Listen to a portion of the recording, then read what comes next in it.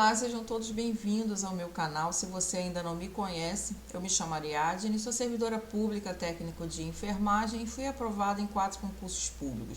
Hoje eu trago 5 questões aí de materno e infantil da UFRJ, tá? Para poder ajudar aí a galera que está estudando para o concurso, né, se preparando aí para ser servidor público federal, tanto para a EBSER quanto para a UFRJ, tá? Ou qualquer concurso que você estiver fazendo. Eu sempre trago esses vídeos aí, eu seleciono as questões, tá bom? Costumam cair mais nos concursos e trago aqui para vocês, tá? Então, deixe seu like, se inscreva e ative as notificações que eu tô sempre trazendo esse tipo de questão, tá? Comentada e também notícias de concursos e processos seletivos, então você não pode ficar de fora, tá? Sem mais delongas e vamos pro vídeo. Vou ler e vou comentar depois, tá? Mas vou dar um tempinho aí para vocês responderem. Com relação aos períodos clínicos do parto, assinale a alternativa correta. Letra A. O período de Grimberg corresponde à saída da placenta pelo mecanismo de Baldelock-Duncan e contração uterina de até 1 hora pós-parto. B. O período de secundamento consiste na formação do globo de segurança de Pinar, miotamponagem, trombotamponagem e contração uterina fixa.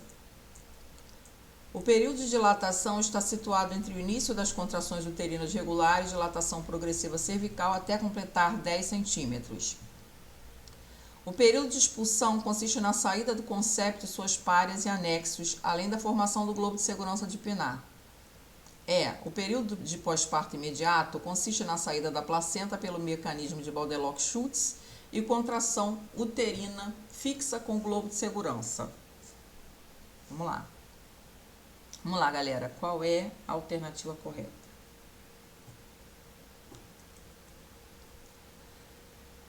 Vamos à primeira alternativa. O período de Grimberg corresponde à saída da placenta pelo mecanismo de Baldelock-Duncan e contração uterina de 1 hora após o parto. Isso está correto?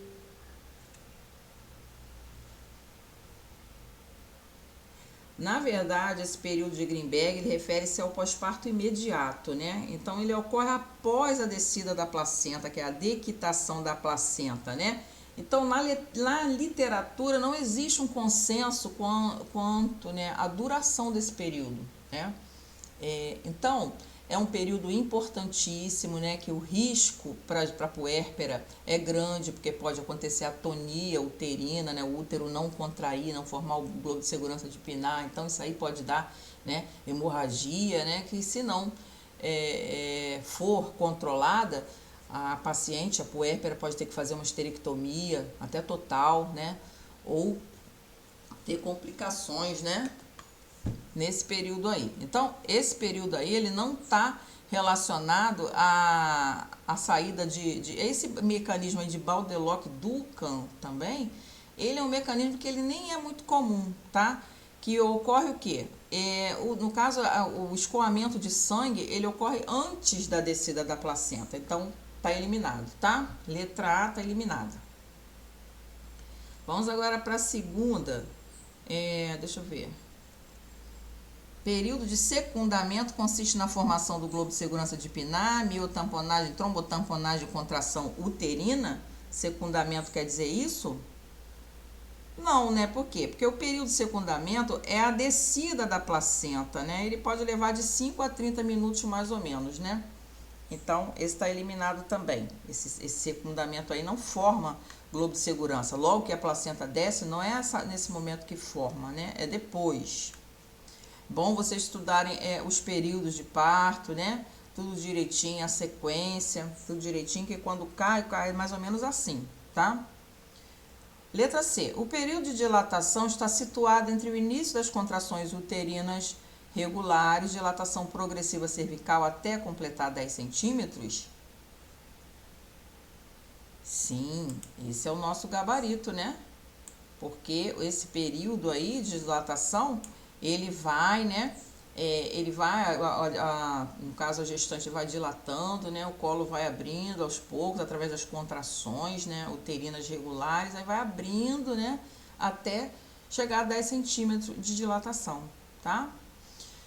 Agora, letra D. O período de expulsão consiste na saída do concepto e suas párias e anexos até a formação do globo de segurança. Período de expulsão, período expulsivo consiste nisso? Não, né? Por quê? Porque o período expulsivo, na verdade, é a saída do bebê, né? A saída do concepto. Então, ele vai, no caso, esse período aí, não vai sair anexos, né? Vai sair o bebê, anexo sai depois, né? Então, entenderam mais ou menos como que funcionam as questões dele, mesmo que seja um enunciado curto, eles são questões bem elaboradas, né? Vamos para a próxima agora. Aqui, letra E. O período de pós-parto imediato consiste na saída da placenta pelo mecanismo de Baudeloc-Schutz e contração uterina fixa com o globo de segurança de Pinar? Esse período pós-parto imediato é isso? Não, o período pós-parto imediato é aquele que vai do primeiro ao décimo dia, mais ou menos, do puerpério, né? Então, está eliminada também, então, o gabarito da primeira questão, letra C. Vamos para a próxima agora. O exame de proteinúria é rotineiramente solicitado pelos médicos a gestantes com pré-eclâmpsia. Nesse sentido, é de suma importância que o técnico em enfermagem realize a coleta da amostra a ser analisada corretamente para envio ao laboratório. Essa coleta de material para exame consiste em... No caso, eles querem saber a fundamentação dessa coleta de exame, né? Como é feito, né? Como é que é feito, como é que a enfermagem vai atuar nessa coleta aí de proteinúria, né? Proteinúria de 24 horas. Aí, letra A. Coletar urina com técnica asséptica para analisar a presença de micro-organismos, células sanguíneas e piócitos. Letra B. Coletar amostras de sangue arterial através da punção percutânea, visando analisar a existência de infecção na corrente sanguínea. Letra C. Coletar toda a urina da paciente em 24 horas para a realização de análises laboratoriais, tais como clearance de creatinina e eletrólitos. D. Clearance, no caso, é a liberação de creatinina, tá? E eletrólitos. D. Realizar a retirada de sangue venoso para dosagem de exames laboratoriais e realizar a cultura de micro-organismos e detectar possíveis processos infecciosos. Letra E. Realizar a coleta de urina para auxiliar o diagnóstico e no controle da terapêutica da infecção urinária, economizar pessoal de enfermagem, pois estimula o autocuidado. Qual é a questão aí? Qual é a resposta dessa questão? Como é coletada o exame de proteinúria de 24 horas, ou seja, para saber se tem proteína na urina da gestante, né, com pré-eclâmpsia. Qual é a questão, a análise, né, correta? Qual é a alternativa correta? Letra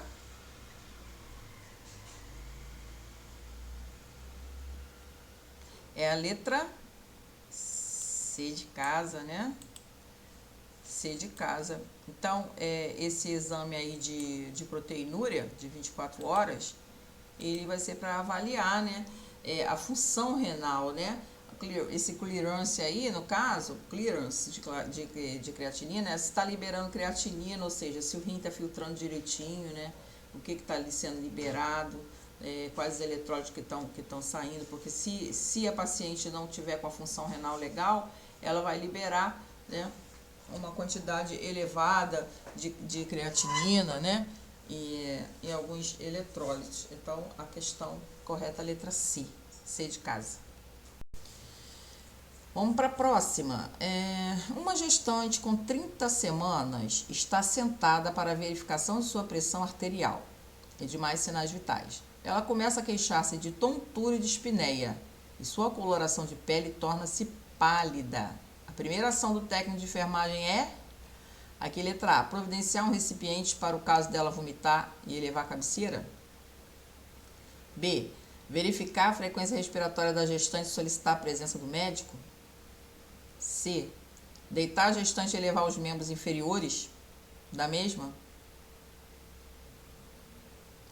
D, colocá-la em decúbito lateral esquerdo e solicitar a presença do enfermeiro. E, verificar a existência de contrações uterinas e instalar oxigênio. Qual é o procedimento, né, a ação de enfermagem nesse caso aí? A A gestante, ela tá, né, sentadinha lá para verificar sinais vitais, aí de repente ela começa a ficar tonta e dispneica, e com a coloração da pele pálida. O que isso pode indicar? Pode indicar que ela teve o quê? Um pico hipertensivo, né? Então, qual é a intervenção imediata de enfermagem? Colocar a gestante em decúbito lateral esquerdo, tá? E solicitar a presença do enfermeiro. Por que o decúbito lateral esquerdo, né, vai ajudar a controlar a pressão? Porque no caso aí tá parecendo que ela o quê?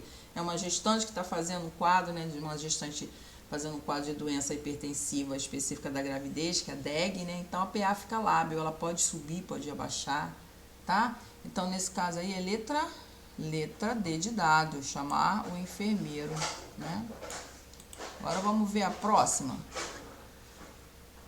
A oxigenoterapia é a administração de oxigênio com finalidade terapêutica. Para muitos recém-nascidos é essencial para a sobrevivência. Entretanto, seu uso em excesso também pode provocar complicações. São complicações do uso prolongado e em excesso do oxigênio em recém-nascidos prematuros. Então, ele quer saber o uso, né, prolongado, ou seja, uma alta concentração de oxigênio, o uso prolongado em recém-nascido, o que pode ocasionar, né? O que pode ocasionar? Na realidade, o oxigênio, né, no caso, se ofertar muito oxigênio ao recém-nascido, pode, inclusive, o recém-nascido fazer um quadro, pode até lesionar, né, fazer lesão cerebral. Então, tem que ser tudo muito monitorado, né? A quantidade certa, tudo direitinho, né? Isso pode ocasionar retinopatia da prematuridade, né? E também displasia broncopulmonar, porque no caso ele vai ser hiperventilado, né? Então, a resposta correta é letra E, né? O oxigênio, ele é imprescindível sim, né? O bebê que precisa, né? O pulmãozinho ainda não está bem formado, ele nasce, né, com o pulmão imaturo, ele precisa de oxigênio sim, porém, não pode ser em alta concentração, tem que ser a concentração prescrita, tudo direitinho, para evitar retinopatia da prematuridade, displasia broncopulmonar e também lesão cerebral, tá bom? Agora vamos para a próxima. Sobre a gestante fazendo sulfato de magnésio. Tem vídeo aí, tá, gente? Depois vocês acessem as playlists, eu tenho vídeo até de gestante sulfatando, né? Fazendo sulfato de magnésio. Vamos lá. Cachorrada não para.